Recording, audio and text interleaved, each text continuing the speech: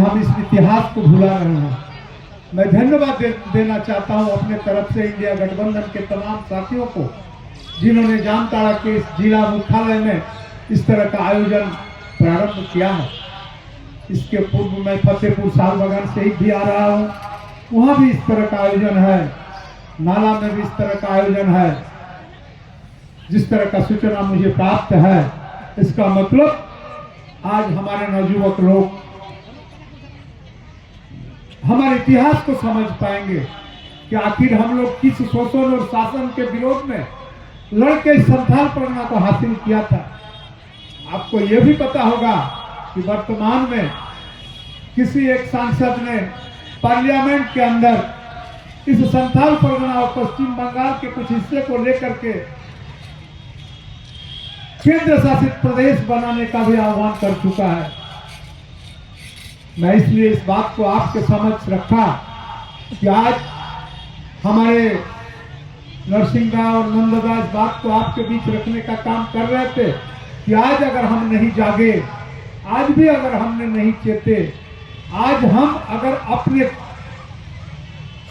पहले जमाने के नेताओं का कुर्बानी को नहीं समझे, तो आने वाला समय में भी यह दिन आने से आप इनकार कर नहीं सकते हैं कि हमारे विरोधियों तत्वों ने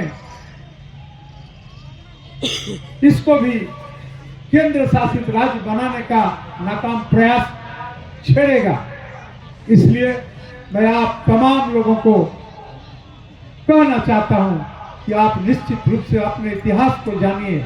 आखिर संथाल परगना का निर्माण क्यों हुआ था? संथाल परगना के निर्माण के क्रम में उन संप्रदाय और उन संप्रदाय के साथ रहने वाले तमाम व्यक्तियों का आज सर्वांगीण विकास हुआ है या नहीं हुआ है, आज उनका आर्थिक स्थिति क्या है, सामाजिक स्थिति क्या है, राजनीतिक स्थिति क्या है, शैक्षणिक स्थिति क्या है, तमाम विषयों का आकलन करना पड़ेगा। हमारे इस क्षेत्र में महाजन का अत्यंत अत्याचार था और साथ साथ अंग्रेजी हुकूमत दोनों का अत्याचार था। इस अत्याचार से त्रस्त होकर के हमारे यहाँ संथाल वीरों ने, सिदो कानो, चांद भैरव और फूलो झानो ने महाजन और अंग्रेजों के खिलाफ बिगुल फूंका और एक बृहद आंदोलन हुआ।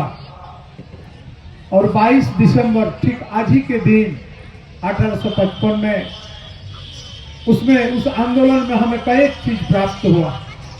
पूरे देश में जितना स्वतंत्रता आंदोलन है, सारे आंदोलन से यह अन्यतम आंदोलन था और शुरुआती आंदोलन था।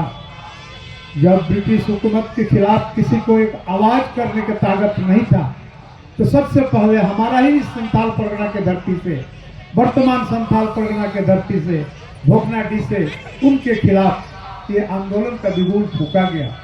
इसलिए आंदोलन अत्यंत ही स्वाधीनता का पहला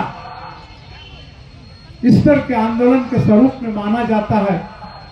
और इससे हमको उपज ये हुआ कि भागलपुर और बीरभूम दोनों जगह के बीच का जो ये विशाल भूखंड है, जिसको आज हम संथाल परगना के नाम से जानते हैं, हमें ये संथाल परगना जिला प्राप्त हुआ।